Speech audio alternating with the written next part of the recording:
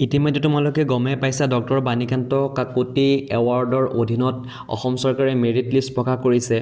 আৰু 11 ডিচেম্বৰৰ পৰা তোমালোকে স্কুটিৰ যি ইন'গ্ৰেশ্যন প্ৰগ্ৰেম সেয়া ষ্টাৰ্ট হ'ব আৰু ডিষ্ট্ৰিক্ট ৱাইজ সেয়া মেৰিট লিষ্টটো তোমালোকে পাই গৈছা বহুকেইখন ডিষ্ট্ৰিক্টে পাই গৈছে আৰু কোনখন ডিষ্ট্ৰিক্টত কেতিয়া ইন'গ্ৰেশ্যন হ'ব সেয়া লিষ্টটো ওলাই পৰিছে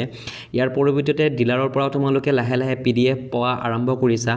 কলেজসমূহো তোমাক ইনফৰ্ম কৰিব ধৰিছে বহুকেইখন ডিষ্ট্ৰিক্টৰ পৰা তোমালোকে কল বা SMS পাই আছা আৰু ডিচেম্বৰ মাহৰ পৰাই তোমালোকৰ ডকুমেণ্ট ভেৰিফিকেশ্যন হৈ যাব হয়তো এই মাহৰ এণ্ডিঙৰ পৰা তোমালোকে স্কুটি পাই যাবা কিন্তু এইবাৰ চবৰ মনত এটাই প্ৰশ্ন যে কি স্কুটি দিব আগত যিহেতু হিৰোৰ প্লেজাৰ প্লাছ স্কুটি দিয়া হৈছিলে এইবাৰো ছেইম স্কুটি দিব নেকি এইবাৰ হয়তো তোমালোকক এটা কথা স্পষ্ট যে এইবাৰ TVSৰ স্কুটি দিয়া হ'ব তোমালোকক আগৰ হিৰো প্লেজাৰ দিয়া নহয় TVSৰ স্কুটি দিয়া হ'ব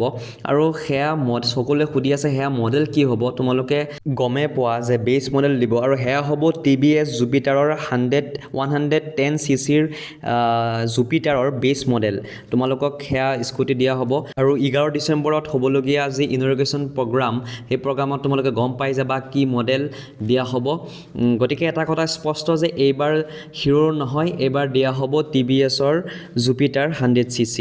এইখিনিতে আৰু এটা কথা তোমালোকে ভাবি আছা যে মোৰ কোচিং কৰি আছোঁ বা ড্ৰপ দিছোঁ স্কুটি পাম নে নাপাম যদি তোমাৰ নাম লিষ্টত আছে তুমি স্কুটি পাবাই সেয়া অলপ দেৰি হওক বা তোমালোকে লাহে লাহে ডিলাৰৰ পৰা মাতিব কিন্তু তোমালোকে সকলোৱে স্কুটি পাবাই